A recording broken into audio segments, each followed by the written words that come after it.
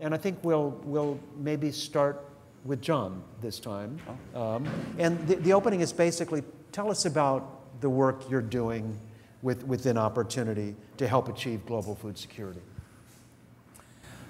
Okay, the program that we're running under the Opportunity International Rural Finance Program is to directly support agricultural production in Africa by allowing clients to get access to finance for agricultural inputs to achieve production.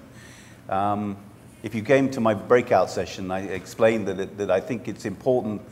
A financial institution can engage in lots of areas within the value chain, but unless you're actually providing finance for production and farmers can optimize the utilization of improved seed, fertilizers, chemicals, and inputs that they require to achieve those levels of production, then you cannot change the level of household income that a farmer in Africa is achieving.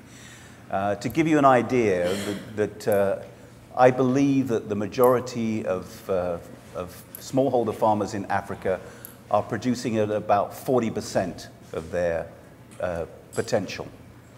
Now that's with the same labor, with the same effort for digging and planting and weeding and harvesting, they could more than double their production if they were using the correct techniques and the correct access to fertilizer, seeds and equipment, including post-harvest handling. So our program is designed to give farmers the access to those inputs through the availability of finance. We're well underway in Malawi and Ghana, and Rwanda, Uganda, and Mozambique are coming out of their pilot phases into the commercial phase of lending money. But we lend in trust groups, a traditional microfinance model, and so we don't require collateral from our clients to be able to lend them money to access. Good, thank you. Tony.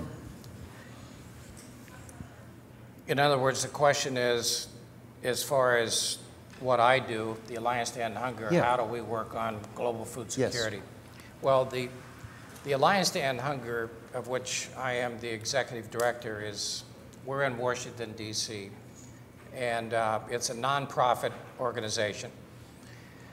And its sole purpose really has been brought together to bring everybody into the room, because the issue of hunger, we believe, belongs to everybody. It not just belongs to the government, it belongs to corporations, it belongs to individuals, it belongs to universities, it belongs to faith-based organizations and nonprofits. So we have a variety of groups of people that belong to us, from a lot of the Christian groups to universities to Islamic Relief to various Jewish groups on the faith-based side, and on the NGO side, from World Vision to Catholic Relief Services to Feed the Children, you name it, they're a member. And then on the corporation side, corporations like Cargill, Mosaic, Monsanto is just getting ready to join, et cetera. We believe that you've got to come together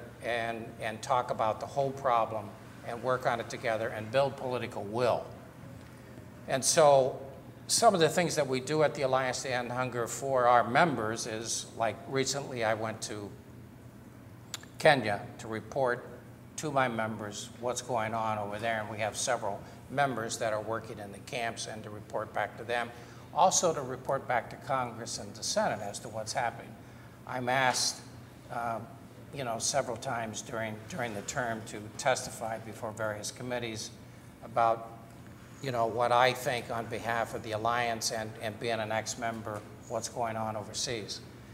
Number two, we also have been asked to build national alliances in third world nations to help them with global food security and their agricultural practices. And one of the problems that we see in third world nations is that so many of the people have to rely on their governments there to really make things happen. Policy is established at the governments. And there are no, to speak of, civil society organizations.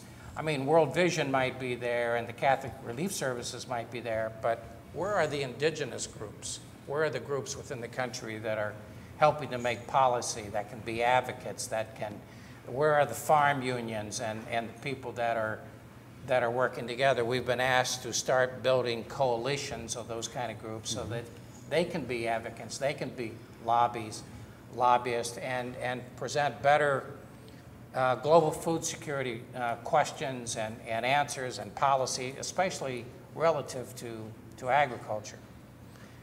We also do a lot of domestic hunger problems that doesn't have a lot to do with the global food security, but I'm just talking about the Alliance to End Hunger. We have, one of our things is to build hunger-free communities in America.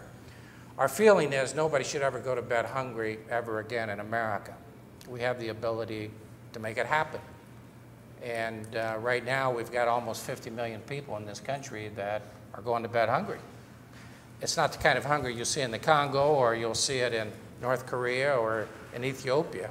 People are not dropping over dead from it, but they are going to bed 2 or 3 days out of every month.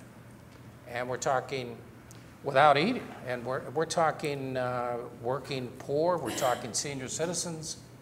And so what we're doing is working with elected officials, senators, governors, congressmen, trying to make them more cognizant of they can actually have a hunger-free community in their congressional district and in their counties and in their cities, that they can do it themselves. We did it in Dayton, Ohio when I was there, and we brought the communities together, and there needs to be better collaboration on this whole issue of hunger, both domestic and overseas. And so what the International Alliance does is try to bring everybody in the room, and we not only work on global food security, we work on building alliances, we work on trying to make heroes and hunger-free communities, and we work on a lot of problems. Great, great, thank you. Thank you. Dr. Howard. Yes, well, I'm working with USAID Administrator Raj Shah to implement the Feed the Future initiative, which is President Obama's signature initiative, one of 2 top foreign assistance priorities. This is our U.S. Global Food Security and Hunger Initiative. Can everybody hear? Okay, No? Can you help us by turning the mic up a bit? I will Okay, speak louder. Okay, there we go. Okay, good. So we're trying to do through this initiative, we're trying to model a different kind of foreign assistance.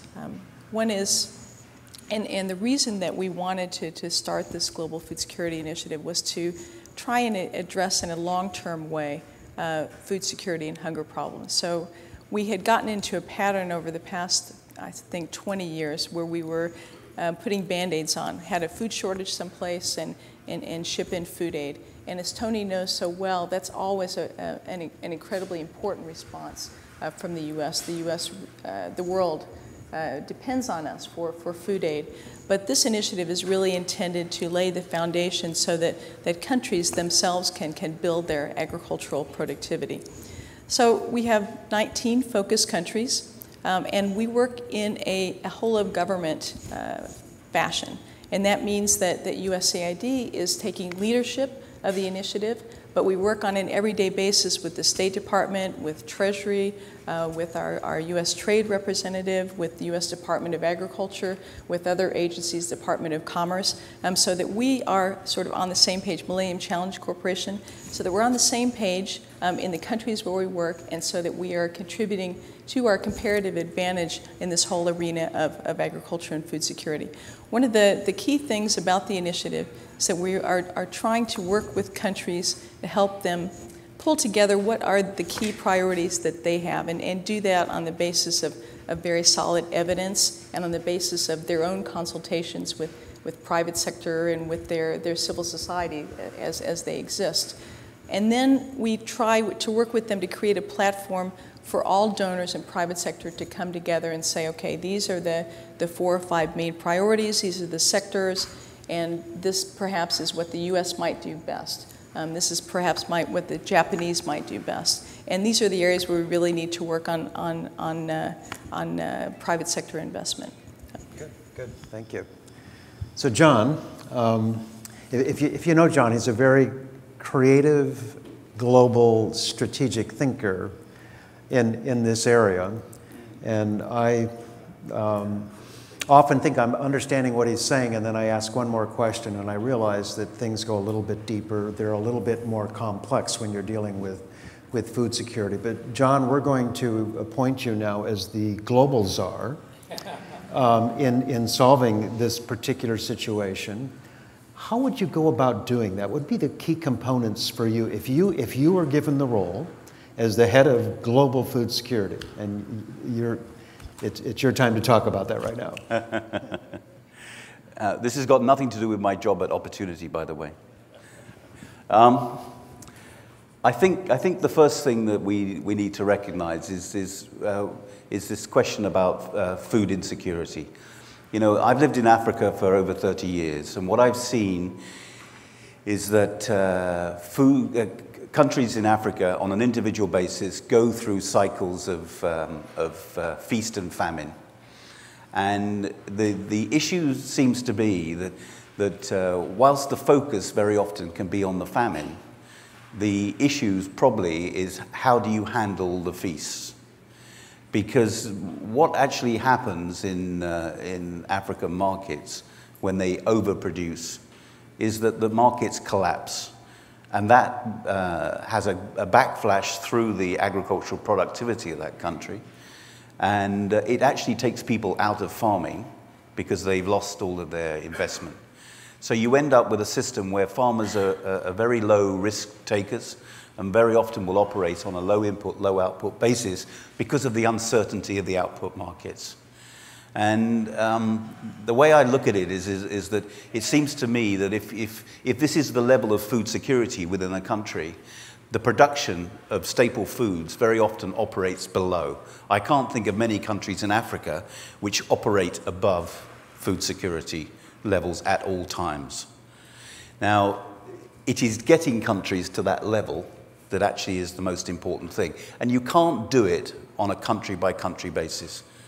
You have to do it on a regional basis because the droughts and the floods in Africa is a cyclical thing. And when the majority of African agriculture is dependent upon rain-fed, it means that we are going to have droughts in East Africa that are going to cause the problems that we have now. But by the way, 2 years ago, we had very good rains and very good harvests, and there was no market for those crops. So it seems to me that we need to have to develop mechanisms, not necessarily on a national basis, but on a regional basis, so that markets can balance each other in their surplus times to support their markets in their deficit times. So the importance is to develop strengths in output markets and strengths of encouraging not just governments to invest in supporting output markets, but the private sector. You know, I think if you went to the major grain businesses around the world, you know, we have Warren sitting in the audience here, and you ask why Cargills are not directly involved in building grain facilities in Africa. They will say because of the policy environment, because of the protectionist environment, and of the uncertainty, and possibly issues to do with free flow of currencies and free flow of goods. So all these things are making it restrictive on developing the structures that could actually produce or handle surpluses that could actually support the deficits. So my target would be, if I was the global food czar, is to get Africa to a point where countries are operating above self-sufficiency and being able to handle those surpluses rather than spending all this time below. Every time they bounce up to a level of self-sufficiency, markets collapse because of or prices collapse because of lack of market. It's a very big question, but I believe that the regions of Africa and the regional governments of Africa should actually sit down and work out what their regional food security requirements are. So any surpluses in one part of the continent could balance the deficits in the counter-cyclical of the production. And then, of course, the other thing is to actually take out the weather patterns by the use of more irrigation and more protective types of agriculture and improved seed. The interesting thing is, I think we have lots of new varieties, new seed, new initiatives coming on stream. But if we do make this huge boost to production in Africa, are we going to get to this point where the markets will not be able to handle the surpluses? I've seen it happen in Africa on many occasions. You know, the 2002 drought in Ethiopia was preceded by a massive surplus in 2001. And it actually took farmers out of production for 2002 right into their next drought. So, yeah, it's a complex question, but we have to do something, and we need to stop thinking about national security. We have to start thinking about regional food security in Africa. Yeah. And Dr. Howard, maybe I could address a question to you then, related to what John just said. Is that what John said in terms of a strategy for Africa, at least consistent with what USAID is trying to help in Africa with Feed the Future? Yes, well, I think there's a significant amount of overlap. You know, I certainly would agree that getting regional markets right is very, very critical, and I do worry about that. I was in a forum earlier this week with several African presidents, and it's great. I mean, to hear them talking about agriculture and how their investments have increased, but by and large, they're still talking about self-sufficiency. And that's quite dangerous because with so many small economies, as John was saying, it's either feast or famine. So I think that's a very big problem for us to work on. But it's really, again, it's not for us to work on. I mean, and this is really at the core of Feed the Future. It is for us to empower the African leaders and African civil society and African private sector, I mean, to hold each other's feet to the fire. One really critical thing, I think, is how do we know what we're doing is having an impact? How do we encourage this kind of transparency? And I think this is now a really important thing for us to focus on not only in Africa, but other parts of the developing world. I think it's at the core of democracy and governance and creating strong countries and regions that, as Tony spoke of, weak civil society. How do we strengthen civil society to play the role that civil society plays with us and the government? You know, our feet are held to the fire on a daily basis by the Alliance and by other groups. You know, why aren't we doing this? Why aren't we doing that? And they raise very good questions. It's a very important part of our political debate, and we simply don't have that in many developing countries yet. Another aspect is, John, you were involved with so many years with the Grain Traders Association. They also were, you know, very important sort of pressure point with the government on price policy, on fertilizer policy. So I think developing, sort of empowering, and developing the kind of trade associations as well as the civil society associations. And then lastly, I would say, we haven't talked much about this today, but unleashing the power of women and youth in this area is tremendously important. I think we're just starting to understand, and you all understand, it's certainly an Opportunity International, what a force women are for improving the nutrition in their families, for saving, for building businesses, and really just sort of putting pedal to the metal in encouraging that. And then turning to the issue of how to make agriculture, food security attractive to the youth, and how to give them institutions, polytechnics, tertiary education, ongoing distance education that will make them effective. And all the tools that we've been talking about today come to bear there. Yeah, good. And Tony, is your alliance addressing some of the issues with women and youth? We are, from the standpoint, some of our members are involved in microcredit, microfinance. So And so much of our work, especially in Africa, is done through women. And if we don't deal through women, nothing will get done, especially on basic education. I mean, one of the things we find through basic education is that when you educate the mother and teach her about reading and writing, I mean, the population of the country goes down, the gross national product goes up. And we found that through hearings that we did through the Select Committee on Hunger, is that when you educate the mother, she learns about sanitation, she learns about proper nutrition, she learns about breastfeeding. She really gets smart right away, and she learns about microcredit, how to start her own business.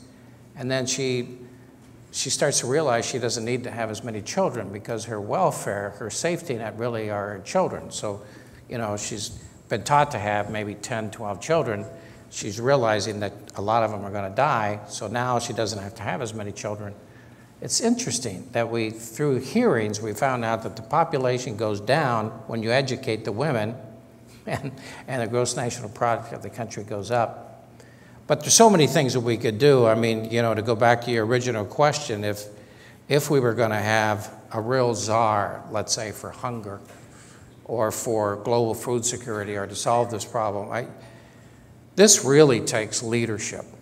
And because I think, let's say we had a czar in this country, and if they were given the proper power and the proper resources, I think the first thing I would do is I'd say, we're going to end hunger in America first. We're going to finish it. Nobody's going to go to bed hungry here. When we do that, we're also going to work overseas. But if I were going to be made that person, I would say, you're going to have to give me the resources and the ability to be able to bring people together and make things happen, and to be able to go into countries and listen to what they're saying to us, because we have a tendency to go into country and tell them what we're going to do there. And that's the whole thing about what Dr. Howard was talking about listening to them, let them be country plans. The other thing is that in Africa today,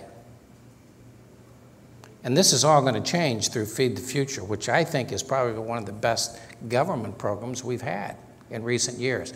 The problem is with Feed the Future, hardly anybody knows about it except the people in government and NGOs like me and other people like that, but hardly anybody knows about Feed the Future. It's a great program.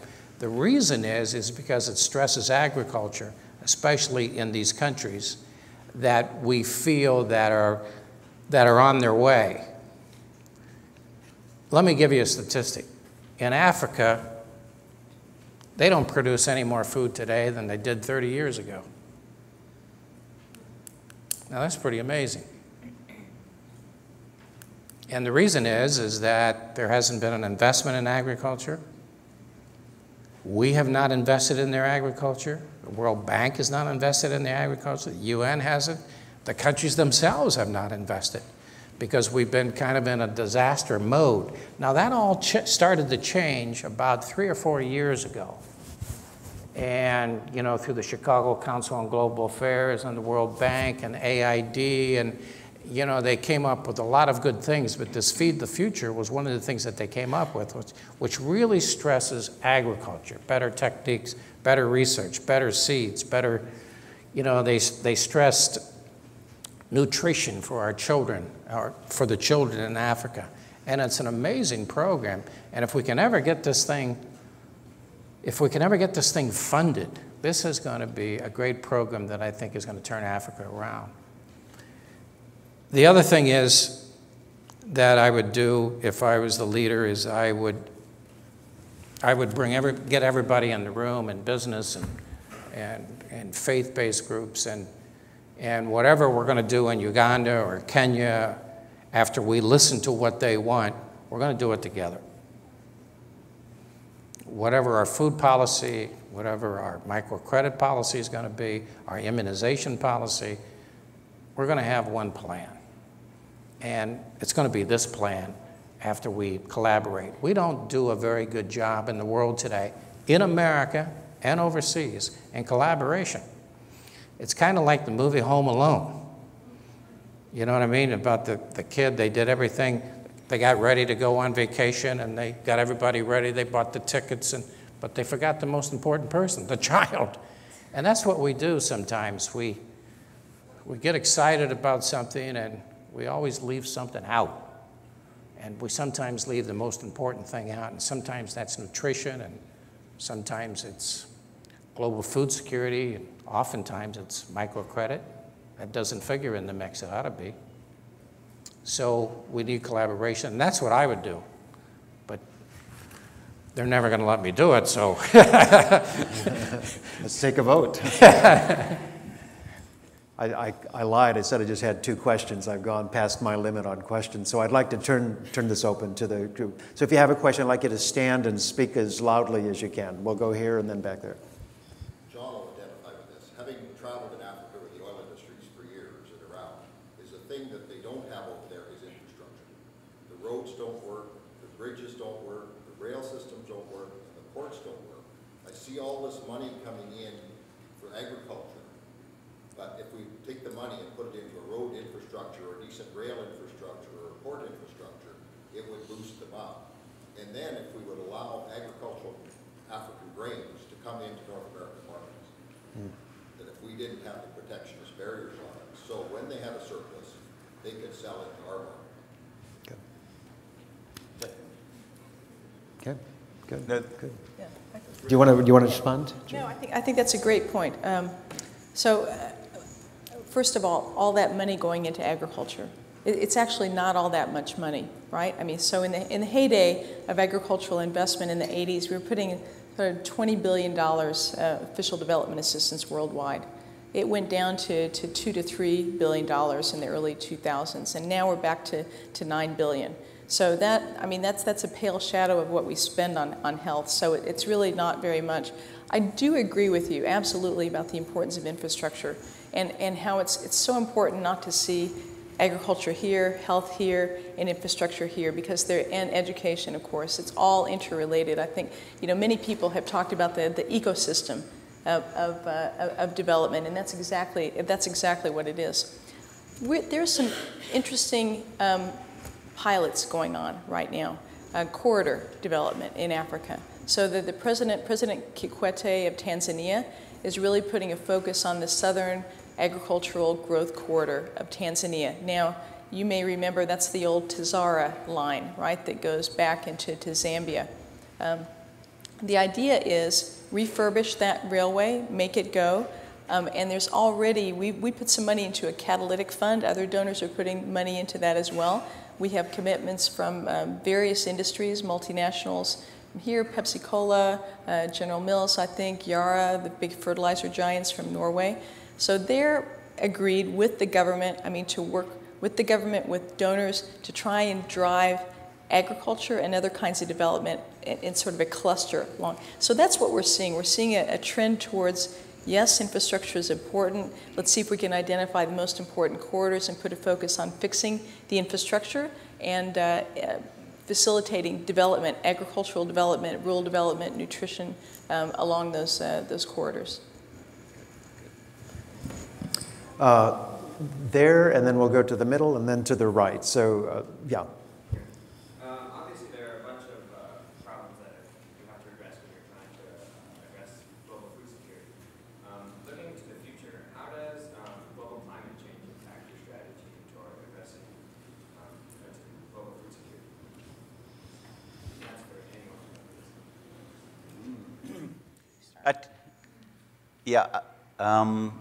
I'm lucky that I am now getting a lot of opportunity to travel throughout southern, eastern, and western Africa. But the one I can sort of see the most of is the fact that I've lived and worked in Uganda. When I went there 30 years ago, there was a population of 15 million. Deforestation wasn't a problem. And agricultural land was not a problem. There was no food insecurity in Uganda except during political strife. And but now, what do I see? I see the pressure of urbanization. I see the pressure of population, and I see the pressure on natural resources, all causing issues. I see the deterioration of the ice caps in East Africa, which will probably change the rivers. I saw the issue in Kenya with the Mara River drying up for the first time in 80 years because of the deforestation going on in the highlands. I see this as an issue, and I see it needs to be addressed. And I think it's a combination of lots of things.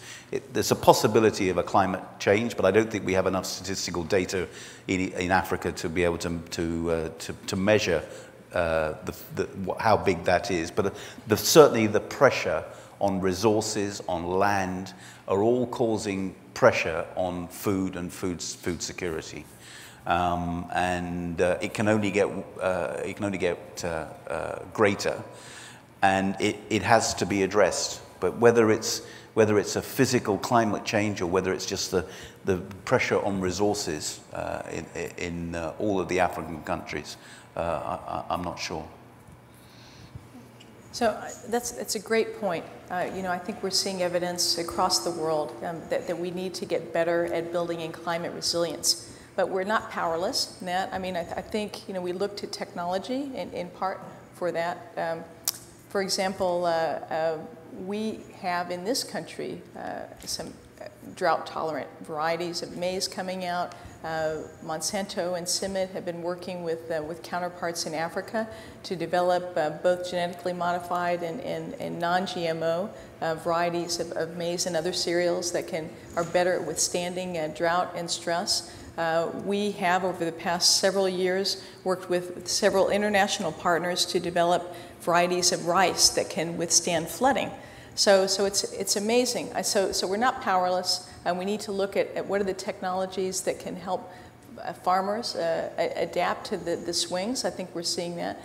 What we're seeing in the Horn of Africa is kind of a really interesting example. Of course, that's a very complex issue, and we're seeing, the meltdown in Somalia is not climate resilience, climate drought, climate change is there, but it's mostly failure of government. But we're seeing in Ethiopia and Kenya, which have other kinds of technologies, which have social programs, especially Ethiopia with their productive safety net program. You're not seeing kind of the dramatic impact of drought this year that I think, Tony, you would have seen 20 years ago. You're seeing governments better able to cope through technologies and also through early warning systems. The U.S. has long funded, with other donors, the famine early warning system. So we knew actually a year ago, more than a year ago, that we were going to have severe problems in the Horn, and we were able to pre-position stocks there. So we have a lot of tools at our disposal, and I think the information age and the internet allows us different kinds of possibilities to inform herders, to inform farmers, what's coming down the line, prepare now. So it is frightening, but I think we have a lot that we can do. Okay. If you could stand and speak loudly, please.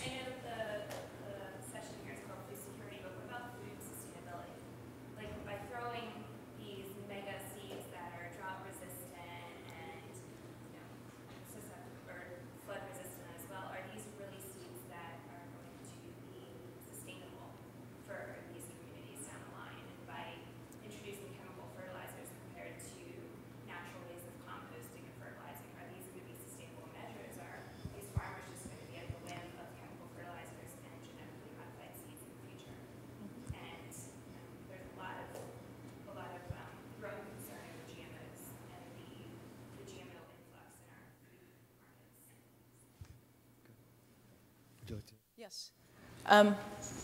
Thanks for the question.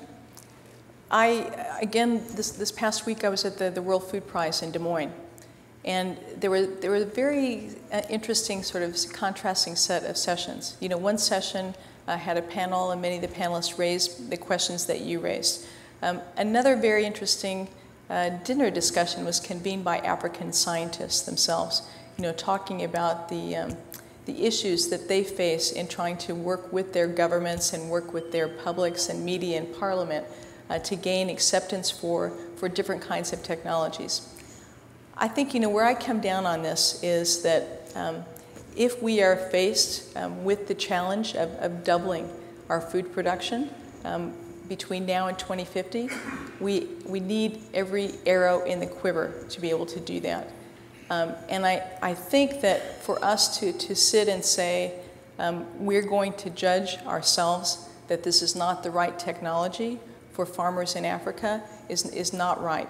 You know, what is a better solution, and what we've been trying to do over the past decade and more in the government, is to say, you ought to make this decision. So we train scientists, we work very closely with regulators in these countries. We help to establish biosafety frameworks so that the governments and people are empowered to make their own decisions. In terms of whether it's sustainable, whether fertilizer is sustainable, you know, again, you know, it's always a mix, isn't it? I mean, in some cases, John will back me up here, I think, fertilizer is not going to make sense, right? I mean, in some cases, it's going to make a lot of sense. Some cases, you may want to go just with green, organic fertilizers. You may or may not want to use herbicides. But the point is, farmers in Africa, like farmers everywhere, deserve to be educated and deserve to have that choice. I think that's the important thing. The decision needs to be made on a country or regional basis, because it's interesting. We're seeing GMOs being introduced into Africa from South Africa, and there's a wave coming up through the continent where farmers are identifying the benefits of utilizing the new types of seed. In other countries, there's a complete negative position from the governments, but it's definitely going to be a situation where it's not going to be imposed. It will be the decisions of the various countries. From my own point of view, my own personal jury is out on. I think there's a lot we can do with traditional improved seed and fertilizer techniques that will go a long way to improve productivity in the countries. But I wouldn't be surprised if we're actually going to need the full quiver in the future to support the food requirements. Yeah. Well, as an ambassador, this was the #1 issue that I had to deal with in Rome. My first 6 months in 2003, and was the GMO issue. And I think you have to look at the science of it. And if you look at the science, and I think we have one of the great scientists here on this issue in the room here with Dr. Howard, the scientists all over the world will say, as these two members have said, that you got to have everything. You got to bring everything to the table. You can't feed people with organic food. There's no way. It's too expensive. And we have not had anybody get sick with GMO food ever. We have not had anybody get sick. You eat GMO food almost every day in America. You eat it through your corn and through your soybeans and through the mixture of foods, and you have not gotten sick from it. As you can tell, I'm a proponent of GMO food. But what really bothered me is when I was in Europe, is we had European capitals telling African nations and African leaders from Zambia to Malawi to Zimbabwe, if you take American GMO food, even if they give it to you, you can never trade with us again because their food is poison. That's an exact quote from the president of Zambia. And I remember there was a tremendous drought in southern Africa. And we wanted to, so we bought food from America, we brought it down to southern Africa. This was in 2002, 2003, and we wanted to buy food locally because that's the best way, it's the cheapest way, easiest way. The only food that was available was GMO food from South Africa. But we already had GMO food, so we brought it anyway, but we couldn't buy it locally, so we brought it down, and we were going to put it into Zambia and Mozambique. And when we got it down there, that's when the president of Zambia said, because of what our European ambassadors and heads of state said, if you take American food, even though it was free, you're going to poison your people.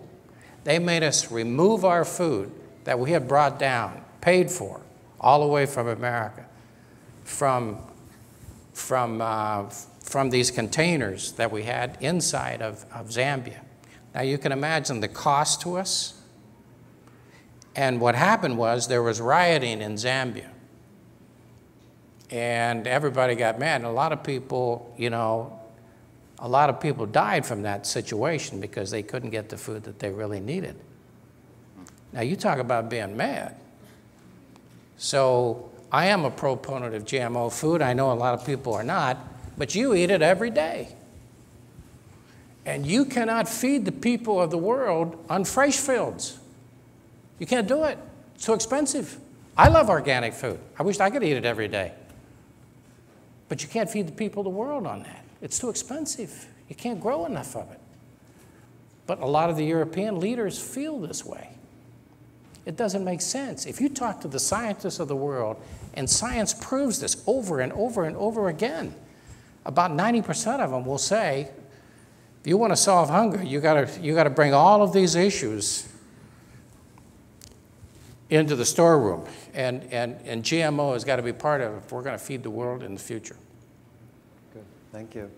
And I wish we had more time. We're just going to take one last question here. Yeah, please, and speak loudly, please. Sure.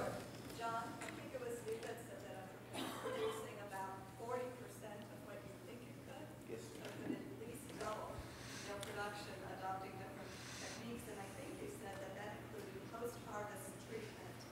So give me a sense of what you meant seeds and inputs. I kind of get so what percent of that 40% do you think is maybe inputs and financing for inputs, and what is the post-harvest treatment?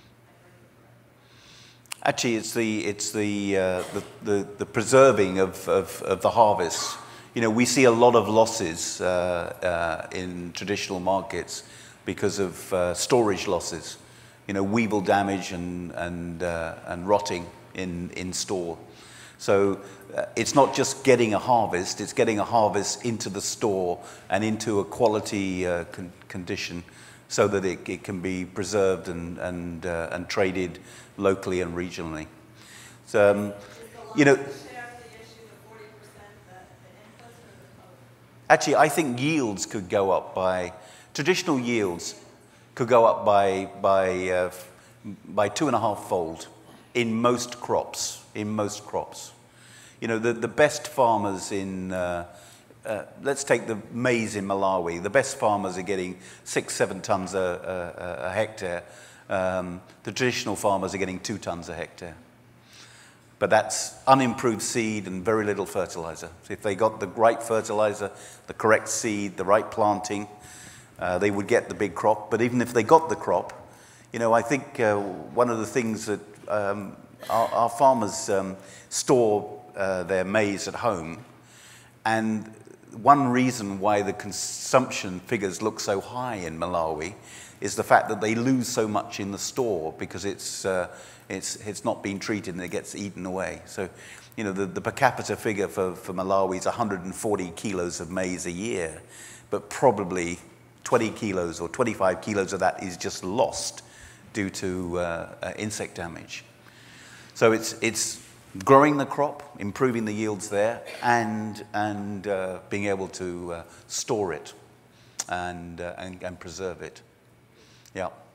But by the way, if we did have those yields increased, you know, we would have a big issue on what we would do with enough food for another 1 billion people if we didn't have the infrastructure to be able to get it out. Export it regionally.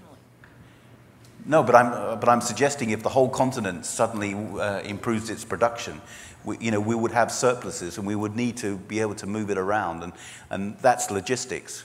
One of the issues about Ethiopia is the very high logistics costs to get their surpluses out. And we hope the new rail system that they're going to build in East Africa the wide gauge system that will feed into Ethiopia, will actually reduce the cost of transport by maybe 60, 70%. And then suddenly it becomes viable to actually get that crop out of it. So in the surplus years, they can export the crop. In the deficit years, it's cheaper to get it in. Okay, one more.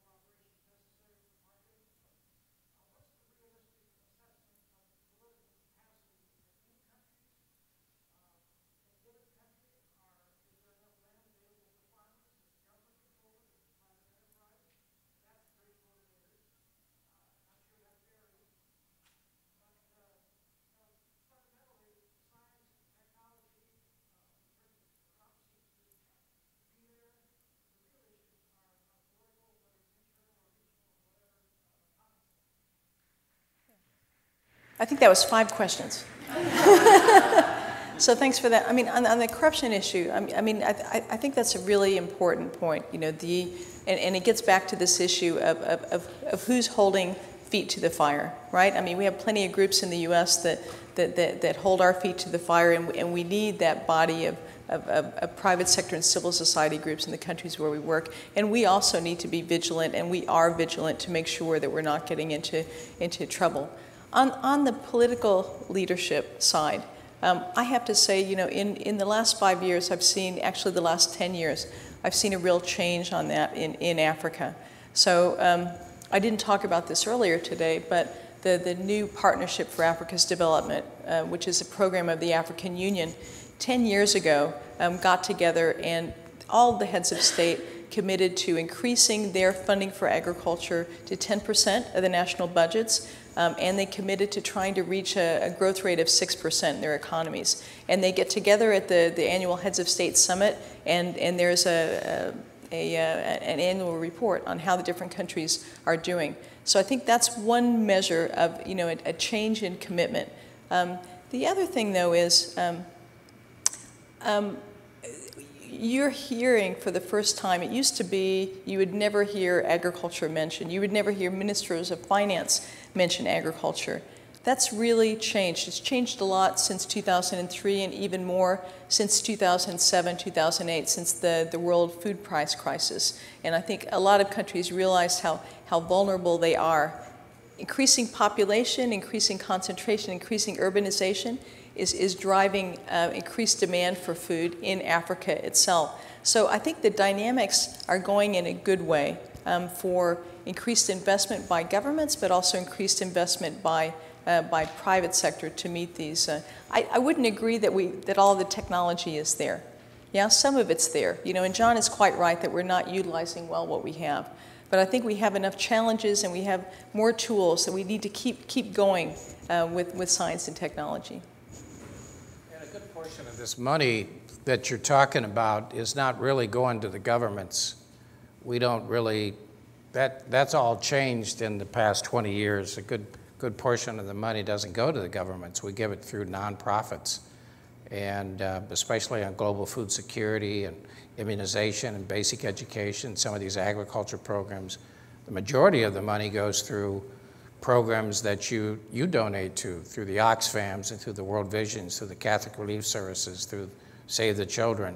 They go to those programs, and we don't have to we don't have to have the bureaucracy to support them. I mean, we have accountants that look them over pretty well, so we get pretty good accountability. And we're investing in countries where the corruption is kept down. That doesn't mean there's not corruption, it's kept down. But we are not investing necessarily in the government, but in the indigenous groups there and in the NGOs that are working there. Well, we've come to the end. I'd like to thank Ambassador Hall and Dr. Howard and John Magnay for their time.